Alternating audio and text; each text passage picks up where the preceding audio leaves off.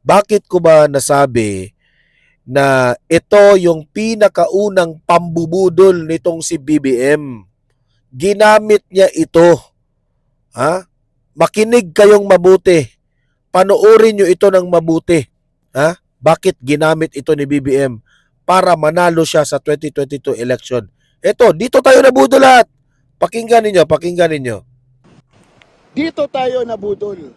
Dito sa mga windmill na ito sa Bangi. Dito tayo nag-isip na magaling si Bongbong Marcos dahil nakapagpagawa ito sa Ilocos Norte ng mga windmill na magbibigay ng renewable energy. Pero hindi pala yun ang totoo. Ang totoo pala, ang nag-conceptualize, gumawa, nag-finance ay ang Northwind Corporation. Hindi si Marcos. Wala siyang participation dito whatsoever. Kaya, pag nakikita ninyo yung mga windmill na ito yung mga dahilan, isa sa mga dahilan kung bakit ibinoto natin si Marcos. Pero, ang totoo, nabudol tayo. Sa ngayon, ito ay pag-aari ng AC Group ng Ayala. Kaya, kung kayo ang tatanungin, fact check, debunk ang naratibo ng mga loyalista na si Marcos ang nag-isip, nagpagawa at nag-finance sa mga windmill na ito. Hindi yan totoo at yung kanyang interview na nagsasabi, Tama siya. Kung maalala nyo itong propaganda ni BBM, di ba? Na tayo'y magkasama, laging umagang kaganda. Di ba? Maalala ninyo? Ano ang hinahawakan ni BBM sa dulo ng video? Windmill. Budol tayo dun. Nabudol tayo dun. Yang windmill yan ni BBM, nabudol tayo doon. Ito yun. Akala natin, siya ang may gawa niyan. Akala natin, kapag mapresidente siya, free energy na tayo dahil magtatayo si BBM ng mga ganyan. Nabudol tayo ng ganyan. Yun pala, hindi siya ang may gawa niyan. Ang may gawa niyan, ang AC. Ayala. Hindi po siya. Hindi siya ang may utak niyan. Hindi po siya ang may gawa niyan. Wala siyang ambag dyan sa windmill na yan. Pero binoto natin siya dahil ito yung ginamit niya. Pahawak-hawak pa siya ng windmill. Para ipakita raw na ganyan ang Ilocos Norte. Na kapag si presidente kapag si BBM ang maging presidente, may ganyan tayo. Isa nga walang nagawa eh. 'Di ba? Kaya ako nagpapasalamat ako sa vlogger na ito eh. Ine-expose siya eh. At research rin. Nasana yan ngayon. Sige nga. 'Di ba? Kaya kayong mga loyalista at supporters ni BBM, wake up. Magising-gising naman kayo. Huwag kayo puro halik sa puwet. Yung mga hindi nabayaran dyan, sige nga, magising na kayo. Ano pa bang hinihintay nyo? Nanakawan pa tayo ng malaking limpak-limpak na pera dito sa nahinayaan nila itong pagnanakaw ng kaba ng bayan? Pera ng bayan? Ninakaw nila? Walang ginawa si BBM dito sa mga mga congressman na ito na mga abusado? Di ba? Dito tayo, ito yung pinakaunang nabudol tayo. Lahat. At dahil dyan, hindi malayo na halos taon-taon na lang tayong bubudulin. Ang dami na tayo. Yung sa PhilHealth, anong ginawa nila doon sa pera ng PhilHealth? Di ba? Wala kayong kibo doon. ang mga DDS lang ang nagrereklamo. Harap-harapan na po tayong inaabuso. Harap-harapan na po tayong binaboy. Wala pa rin tayong ginawa. Na nahirapan silang gumawa nito ay katarantaduhan lamang. Paano? Nandito ako mismo para malaman ang katotohanan. Oo. Paano? Sayang ang bayot! So, ayan may ebidensya talaga siya. Itong vlogger na ito, pinuntahan talaga niya. Okay? So, ayan sa mga hindi pa naniniwala na mahilig mambudol itong presidente natin. Sa mga hindi naniniwala, from time to time, obserbahan nyo. Okay? Just observe yung mga statements ni BBM. Obserbahan yung mga pangako niya. Oh. Looking back the statements of BBM, yung mga pangako niya, i-research nyo kung yung mga pangako niya natupad ba. Oh, try to do that. No. Kayong mga hindi pa naniniwala, kasi ang dami na pong bumaliktad. Ang dami na pong nabudol. Ang dami na pong naniniwala dati na nabudol na ngayon ayaw na kay BBM. Okay? Research pa. Okay? Alam ko, mga loyalista na makikinig dito magagalit sa akin. Pero hindi ako mag-give up na i-convince ko kayo, no? Na just observe the president sa mga pananalita niya. Obserbahan nyo. At i-count nyo. Kung ilang beses kayo pinangakuan na hindi natupad. Okay? Yun lang ang aking dyan. Yun lang ang aking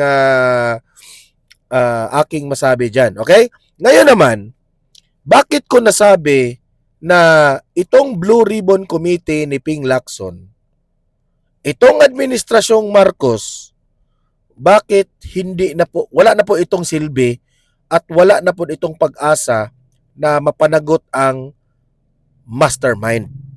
Okay, sa flood control. Sa pagkakaalam ko, si Ping Lacson lamang ang hindi niya alam kung sino ang mastermind. Okay? Lahat ng taong bayan alam kung sino ang mastermind dito sa flood control na ito. Sinabi na yan ni Zaldico. Alam naman natin kung sino ang House Speaker noong 2025. Di ba? Common sense lang. Pero hindi yan matumbok ni Ping Lacson. Alam nyo ba kung bakit? Dahil marami pong naniniwala na itong si Ping Lacson, pinagtakpan niya itong si Speaker Romualdez. Dito sa video na ito na ipapakita ko sa inyo, papatunayan ko sa inyo na totoo. Harap-harapang pinagtakpan niya itong si Martin Romualdez sa harap ng masang Pilipino dito sa video na ito. Kasi natumbok, nabuking, napatunayan ni Senator Marcoleta na yang si Ping Lacson na yan ay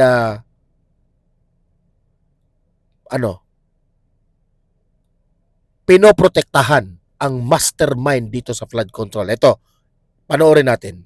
Meron ba kayong napansin doon nung ako'y nagtatanong sa kanilang dalawa? Sana po'y makapagtanong naman ako sa inyo. Meron ba kayong napansin nung tinatanong ko yung dalawang testigo kung sino po yung sumasagot? Kung maalala po ninyo, binavlog ko ito, di ba? Dati. Binabaliwala ko ito. Yung sinabi ito ni Marcoleta na naalala nyo ba na tinutumbok ko, yung tinatanong ko, may napansin ba kayo? Binabaliwala ko lang. Noong pinakita nito, kung sino mang nag-upload itong video na itong sinabi ni Marcoleta, dinikit na ang tunay na nangyari dyan. Ito yun pakinggan nyo paano question ni Marcoleta itong dalawang babae na ito. At instead na itong mga babae na ito ang yun sumagot, tingnan nyo kung sino ang sumagot. Kasi po, kung nagtatanong ang isang katulad namin at dinidirekta yung tanong sa kanya, dapat siya po yung sumagot, di ba? Gusto ko sanang magtanong lang sana Sige, kung go ahead. papayag ka. Of course. May pa of course pa siya. Gusto ko lang sabi ni Marcoleta, gusto ko lang sanang magtanong dito sa dalawang babaeng ito. Sinabi pa ni Ping Lacson, of course. But nung tinanong na ni Senator Marcoleta ang mahiwagang tanong, tingnan nyo, to the rescue si Ping Lacson. Tingnan nyo. Yung tungkol doon sa Tamarid House sa South Forbes, yung binabanggit mo kanina, di ba? Ang tinutumbok dito ni Marcoleta, papunta na ito kay Martin Romualdez ang kanyang mga tanong, okay? Papunta na ito kay Martin Romualdez. Obserbahan nyo paano ipinagtanggol ni Lacson na hindi mabanggit ang pangalan ni Martin Romualdez. Pakinggan nyo, panoorin nyo. Sino yung may-ari ba talaga nung bahay na yon? Your Honor, hindi po kami aware kung sino po yung owner mismo, but we are... I will answer that. Ang may-ari po dati, Doris Magsaysay Ho. Bakit siya nag-insert ka agad? Hindi ikaw ang tinatanong, Lacson. Hindi ikaw ang tinatanong. Akala ko ba, of course. Sabi mo, of course. Dapat yung sumagot, yung dalawang babae. Isa pa, hindi pa siya kontento dyan. Tingnan nyo. And you were there as what? Staff ng tenant. May tenant kasi si Doris Magsaysay Ho na... Diba? Tinanong na yung babae. Uminsert ito. Hindi ka tinanong. Nag-insert ka. Ikaw yung nag-answer sa tanong ni Marcoleta. Si Marcoleta na-ember na. Pinabayaan na lang ni Marcoleta. Pero kitang-kita sa mukha ni Marcoleta na parang, bakit ikaw ang sumasagot?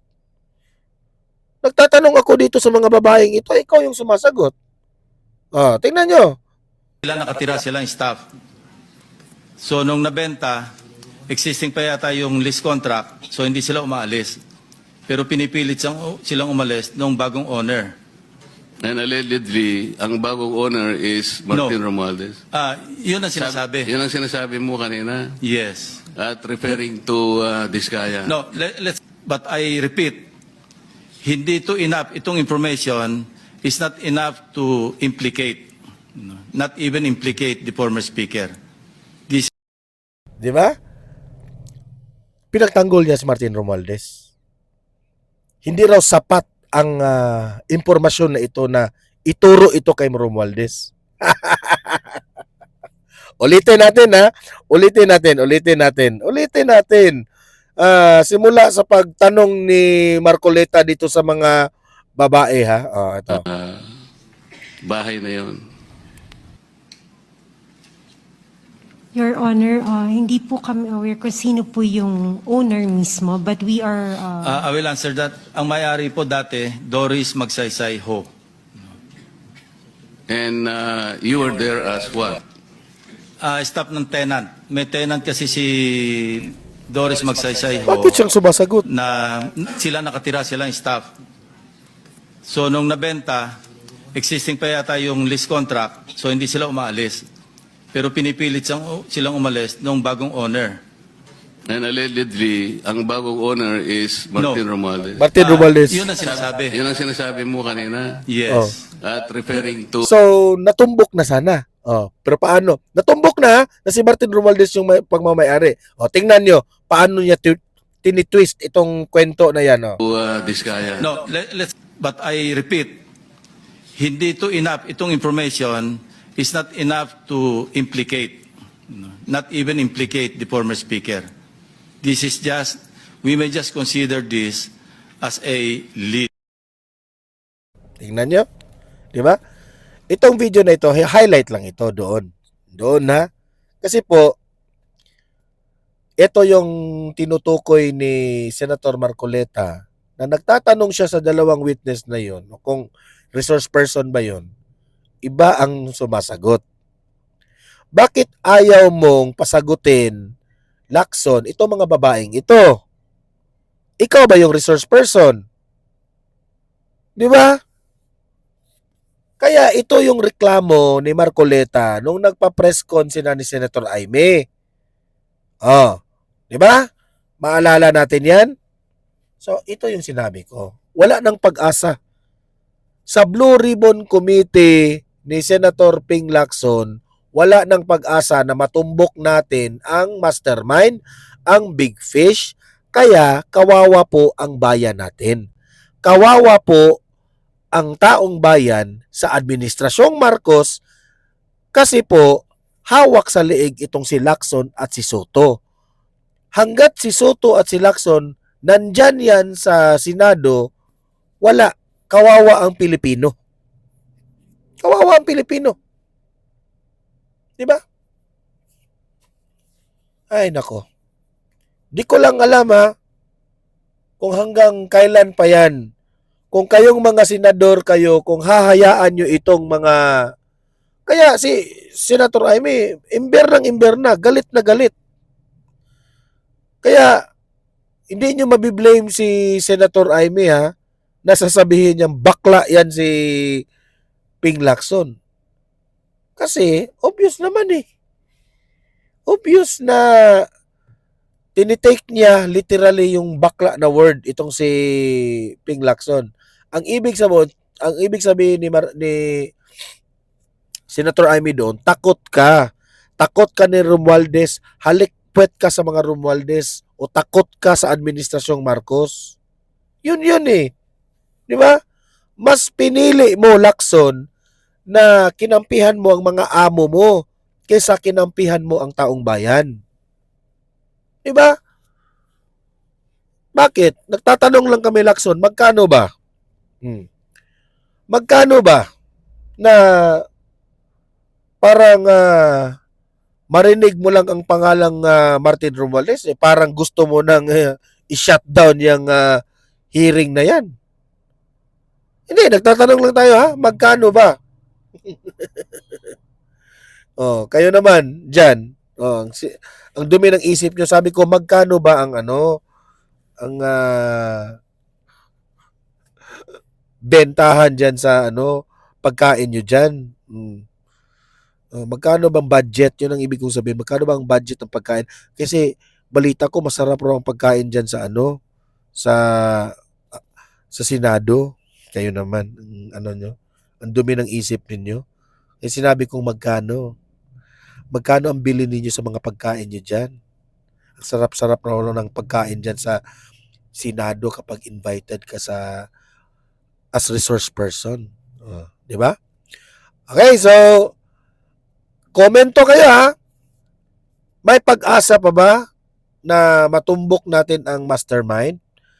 Ano ba ang gagawin ng administrasyon para matumbok? O wala na ba talagang pag-asa yan? Okay? Mag-comment, mag-react, babasahin natin yan ang inyong mga comments. Ngayon naman, ang pinaka mahiwagang tanong. Seryoso ba ang administrasyong Marcos na mapauwi itong si Zaldico? Kasi in my own analysis and in my own belief, wala silang plano o hindi po sila seryoso na mapabalik itong si Zaldico. Kasi duda ko, kapag maibalik ito sa Pilipinas, mapipilitan talagang si Zaldico na ibubuking niya ang mga kabalastugan ng kanyang mga kasamahan. At alam na natin yon. Nandyan po yan sa page sa Facebook ni Zaldico. Nabanggit ang First Lady, nabanggit si Martin Romualdez, nabanggit si Sandro Marcos, ang anak ng presidente, at higit sa lahat, what the president wants, the president gets, pati ang presidente kasama. Siya ang nagsabi niyan si Zaldico ang nagsabi niyan. Kasi, bakit interesado ngayon itong si John Vic Rimulya? Ito yung pinagtataka ko bakit ikaw, John Vic Remulla, interesado kang sunduin itong si Zaldico? Di ba?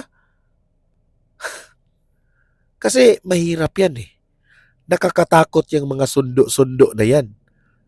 Why? Bakit ko ba nasabi? Kasi hindi natin alam. Baka sa sundo-sundo na yon, in a private mag-meeting kayo, di ba?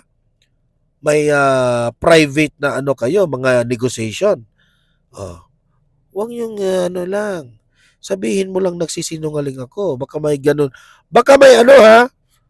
Baka may kondisyong mangyari sa mga sundo-sundo na yan.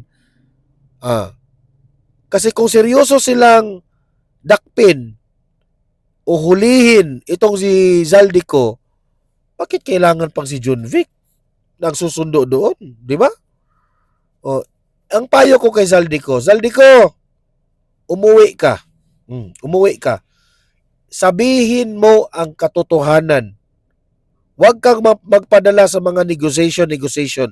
Umuwi ka, sabihin mo ang totoo para kakampihan ka ng taong bayan.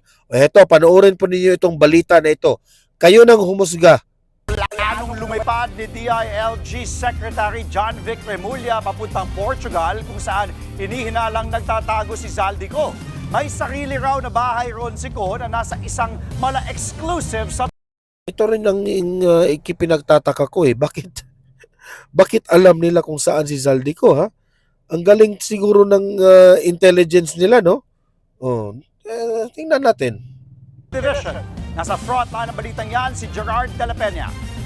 Mayroon ng impormasyon ng mga otoridad kung saan eksaktong nagtatago ang isa sa mga tinaguriang big fish kaugnay sa flood control scandal na si dating Congressman Zaldico. Ayon kay DILG Secretary John Vic Remulla, binabantayan nila ang isang gated community na mala-exclusive subdivision sa Lisbon, Portugal, kung saan daw nagtatago si Ko. Parang Forbes party. Pero hindi rin siya lumalabas. Ando doon yung operatives natin. Hindi ko makain sa labas eh. Hindi naglalakad. Doon na siya mismo sa maliit na lugar. Naniniwala si Remulla na matagal nang nagtatago si Ko roon matapos maglabas ng warrant of arrest ang korte laban sa kanya. Aminado naman si Remulla na hindi magiging madali ang pagpapauwi kay Ko sa bansa, lalo't wala ring extradition treaty sa pagitan ng Portugal at Pilipinas. Pwede lang daw siya i-extradite o isuko ng isang bansa kung ang kaso ay nagawa bago pa siya magkaroon ng passport sa bansang iyon. As of our information, 10 years ago pa lang may passport na siya.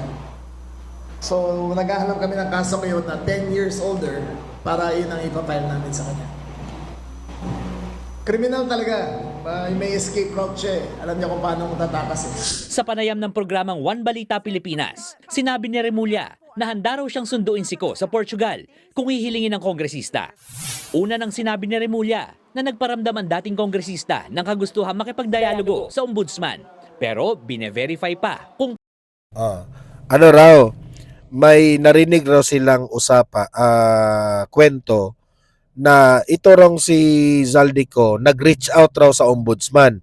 Sino naman yung ombudsman? Alam naman natin yung kapatid na Remulla, si Boying Remulla. Ako ano sa tingin ninyo? Naniniwala ba kayo na si Zaldico nag-reach out sa ombudsman? Hindi ako naniniwala dyan. Alam ni Zaldico na itong ombudsman na ito na si Boying Remulla, die hard ito ni BBM. So hindi, malabo para sa akin. Malabo na mag-reach out si Zaldico kay Remulla. Malabo yan. Gagawa na naman sila ng kwento na nag-reach out si Zaldico. Magpakita kayo ng ebidensya. Magpakita kayo ng recording na nag-reach out siya kay Remulla. Gagawa na naman ninyo ng kwento itong si Zaldico na kung ano-anong sinabi niyang baka gagawa nila ng kwento na may deal itong si Zaldico. May kondisyon si Zaldico na uuwi siya Pilipinas. Pwedeng ganun nagbibigay lang ako ng mga options na gawa nila ng kwento. Kaya ang payo ko kay Zaldico, mag-surrender ka, wag mong hintayin na hulihin ka doon. Ito, sarili ko itong payo, Huwag mong hintayin na ang huhuli sa'yo, mga otoridad, yung mga administrasyong Marcos. Di ko lang alam kung anong, what is the right agency o ahensya ng gobyerno kung saan ka susuko. Pero ang importante, once na nasa kamay ka na ng gobyerno, sabihin mo lahat ng katotohanan. Whether you will be in prison or not, at least sasabihin mo ng totoo. Maglabas ka ng statement, ibulgar mo na lahat. Kasi ang pinakamahalaga ngayon ay yung mapapaniwalaan ka ng taong bayan. Be sincere to what you are saying. Be sincere kung ano ang sasabihin mo, Zaldico. Walang ibang kapangyarihan dito sa sa bansang ito kundi ang taong bayan. Kampihan mo ang taong bayan, Zaldico. Kung may ninakaw ka man sa pera ng kabanang bayan, isauli mo, angkinin mo, tapos sabihin mo ang meron kang ebidensya sa mga binibigyan mo ng hinahatidan mo ng mga pera, mali-maleta. Para matapos na. 'Di ba? Labing taas niyan 5 years. 5 years na pagkakulong o 10 years na pagkakulong. Basta aaminin mo lahat-lahat at isauli mo ang pera ng taong bayan. 'Di ba? At mahuli natin ang big fish kasi po I believe, this is my own opinion, sarili kong belief ito, na kay Zaldico po ang hawak, nasa kamay po ni Zaldico ang hawak na matumbok ang tunay na big fish dito sa flood control anomaly na ito. Niniwala ko dyan. Totoo ito. Kung willing talaga siya, pwede ako ang pumunta doon mismo at ako ang maghahatid sa kanya pa uwi dito. Willing raw siya na sumundo. Delikado yan. Sabi niya, kung willing talaga siya, pwede ako ang pumunta doon mismo at ako ang maghahatid sa kanya pa uwi dito. Delikado yan. Maraming negotiations yan kapag kayo na lang dalawa ang mag-uusap. As long as he's willing participant sa flood control investigation, dadalhin namin siya dito. Delikado talaga yan. Huwag kang magpabudol, Zaldico, Kasi po, si John Vic Remulla, loyal yan sa mga administrasyong Marcos. Loyal lang kay Marcos. Kung aabot sa point na sundin mong payo niya, huwag kang magpabudol sa kanyang mga negotiations, sa kanyang mga Ang payo ko sa iyo, sabihin mo ang totoo, ang tunay na nangyari. Okay? Delikado. At the end of the day, ikaw pa rin ang ituturo niyan. Ikaw pa rin ang magiging kontrabida at the end of the day. Kaya ingat. Gamitin mong utak, Zaldico. Huwag kang magpa-negotiate sa kanila. Ang payo ko lang sa iyo, sabihin mo ang katotohanan. What is the truth? Yun. The truth will set you free. As long as he is willing, participant into the flood control investigation, dadalhin namin siya dito. Para naman sa Department of Justice at sa Malacanang, malaking bagay kung tototohanin ni Ko ang sinabi niyang nakikipag-ugnayan siya sa pamahalaan para sa posibleng pagbabalik bansa. Pending pa ang red notice na hinihingi ng pamahalaan sa Interpol para mapabilis ang pagpapauwi kay Ko. Dati na raw tiniyak ng ombudsman na lahat ng proteksyon na kailangan ni Ko ay ibibigay sa kanya oras na Siyempre, yan talaga ang sasabihin nyo na poproteksyohan na ninyo si Ko para ma-convince nyo na mapauwi dito. Pero delikado pa rin si delikado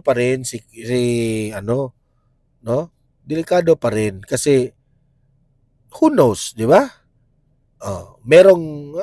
Ako let's think in advance.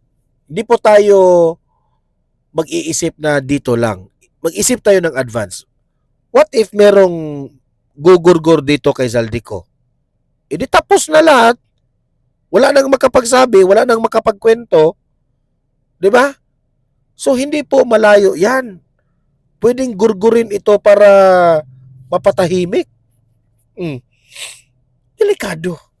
Nasa kay Zaldico na lahat ang pinakadelikadong mangyari sa kanya. Kaya, kung ako sa iyo, Zaldico, isipin mong mabuti ang pinaka-best na option sa buhay mo. Umuwi siya. At kung ito po ay makakatulong para malaman natin ang katotohanan, ang gobyerno po, ang pamahalaan ay open po para malaman kung ano ang kanyang sasabihin. Samantala, ang mga air assets o eroplano na pag-aari umano ni Ko, pahirap para sa pamahalaan. Habang nakagarahe ang mga ito sa hangar sa Malaysia at Singapore, gumagastos ang gobyerno ng hindi bababa sa 50,000 pesos kada araw sa kada air asset para sa maintenance at hangar fees. Dahil wala pang forfeiture order para sa mga eroplanong ito, hindi pa ito maiuwi sa bansa. Kaya patuloy na umaandar ang metro. Parang yun na yung nakakasama ng loob, double whammy for us eh. Dinakawan na. Mga air assets raw ni Zaldico, pahirap raw sa bayan.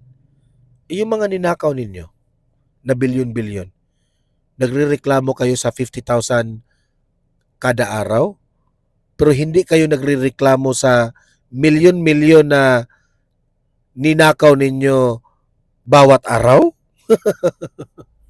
Bilyones remember bilyones? Ang dami niyong kadramahan. Yung mga air assets niya, tapos gagastos pa tayo para maibalik sa atin. Nagbabalita mula sa frontline, Gerard de la Peña.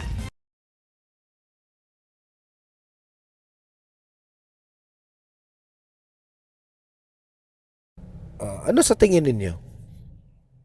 Dapat na bang umuwi si Zaldico? Dapat ba siyang makipag-usap kay John Vic Remulla? Dapat ba siya susundo kay magpasundo dito kay Remulla? O delikado magpasundo ni Remulla? May actually tayong vlogger may kanya-kanya po tayong analysis at gustong mangyari, no? Ako, sa mga sinasabi ko ngayon, pwede akong magkamali. Pwede akong may mas mabuti pang idea. Pero ang sa akin lang, analysis lang ito. Suggestion lang ito kay Zaldico. Okay? So, ano ba? Seryoso ba ang administrasyon dito kay Zaldico? O parang, Zaldico, dyan ka na lang. Huwag ka nang umuwi dito. Kasi kung umuwi ka dito, mas malaking delikado po ang mga mangyayari. Diba? Kayo nang humusga. I-comment nyo sa comment section. Ano ang mga analysis nyo dyan, okay? Paki-like, paki-share itong video na ito, Alam nyo na. At subscribe na kayo para updated kayo lagi, okay? See you in my next video. Have a great day. Have a great night. God bless po sa ating lahat.